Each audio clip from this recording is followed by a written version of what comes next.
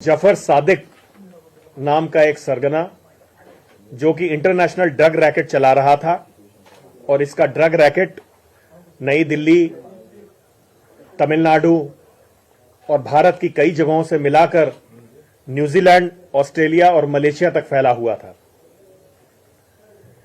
इस अक्यूज ने बहुत ज्यादा पैसे कमाए थे ड्रग ट्रैफिकिंग के थ्रू और उनको फिल्म, कंस्ट्रक्शन, हॉस्पिटैलिटी आदि व्यवसायों में इन्वेस्ट किया था और इनको कवर बिजनेस के रूप में इस्तेमाल कर रहा था। आपको ज्ञात होगा, पिछले महीने की 15 तारीख को दिल्ली पुलिस के स्पेशल सेल के सहयोग से हम लोगों ने बसई दारापुर जगह के गोदाम पे छापा मार के 50 किलो सूडोएफेड्रिन बरामद करने में सफलता प्राप्त की थी और 3 अभियुक्तों को गिरफ्तार किया था। इन 3 अभियुक्तों से हुई पूछताछ और साक्ष्यों के आधार पर हम इस निर्णय पर पहुंचे कि जफर सादिक नाम का एक इनका सरगना, जो कि तमिल में फिल्म प्रोडक्शन का काम भी करता है और कई बड़े लोगों से उसके संबंध हैं, वो इस रैकेट को रन कर रहा था। तो एक स्पेसिफिक इंटेलिजेंस के आधार पे एनसीबी ने जाफर सादिक को आज गिरफ्तार करने में सफलता हासिल की है। ये पिछले माह की 15 तारीख से भागा हुआ था और त्रिवेंद्रम होते हुए मुंबई, पुणे, अहमदाबाद, जयपुर आदि जगहों पर छुपता फिर रहा था। एनसीबी ने 50 किलो सूडोएफेड्रिन एवेंटा नाम की कंपनी के गोडाउन से सीज की। सूडोएफेड्रिन, मैं बताना चाहूंगा, मेथएम्फेटामिन नाम के एक खतरनाक सिंथेटिक ड्रग को बनाने में काम आती है। 15 तारीख को हुए सीजर के बाद एक सघन ऑपरेशन एनसीबी ऑपरेशन ब्रांच,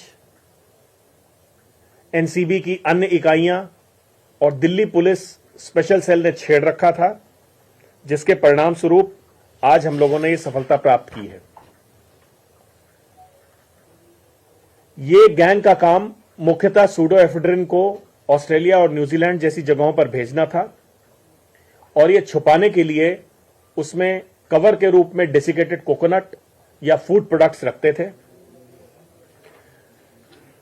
पिछली पूछताछ और आज इस सरगने ने भी यह कबूला है कि इन लोगों ने लगभग 40-45 कंसाइनमेंट यहां से भेजे हैं और पिछले 3 सालों में लगभग 3,500 किलो सूडोएफेड्रिन भारत से ये लोग भेजने में कामयाब हुए हैं।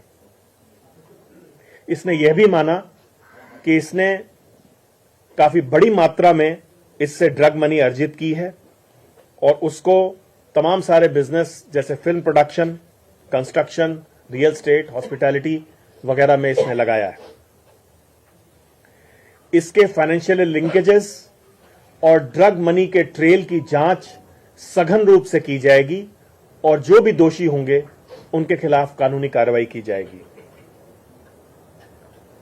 सूडोएफेड्रिन एक प्रीकर्सर केमिकल है जो कि मेथएम्फेटामिन के प्रोडक्शन में काम आता है और यह एक कंट्रोल्ड सब्सटेंस के रूप में इंडिया में विधिक आधार पर रखा गया है इसको, और इसको जो भी डाइवर्ट करता है उसको 10 साल तक की सजा हो सकती है। जफर सादिक अब्दुल रहमान इस ऑपरेशन का मास्टरमाइंड था। इसने स्वीकारा है कि यह deputy head of NRI wing Chennai waste district DMK party से ताल्लुक रखता था। यह 15 तारीख के सीजर के बाद हाइडिंग में चला गया, छुप गया और त्रिवेंद्रम, मुंबई, पुणे, अहमदाबाद होते हुए जयपुर पहुंचा। इसको लोकेट करने के बाद पूछताछ में इसको शामिल किया गया और आज एनसीबी ने इसको गिरफ्तार किया है।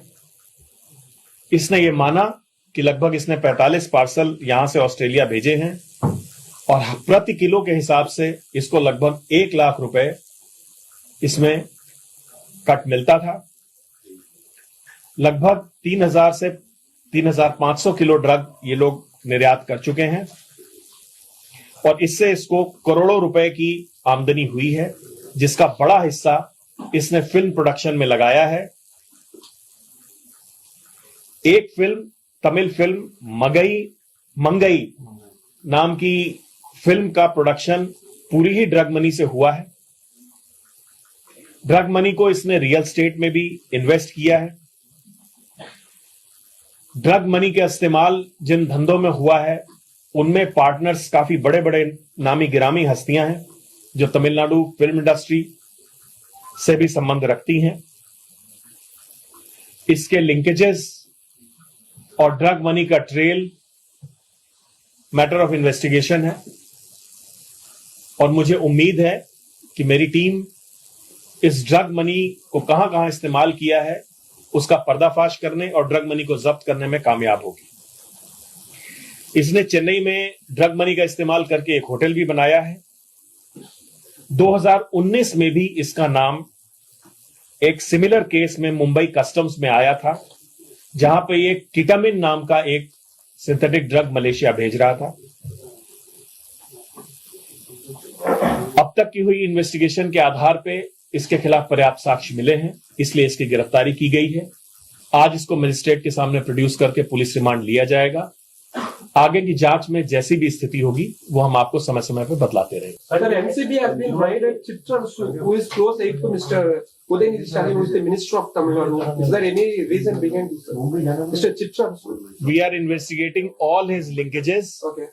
and whoever is found guilty under the act of NDPS, we will book him. Sir, he's having some connections with the Tamil film director Samir and some other people also. Have you? Yes, it has come to the fore. Yeah. Have you asked or anybody to appear for an investigation? We will not disclose that, but connection has been there. Political parties को funding करता था because he was using this drug money for film making and all.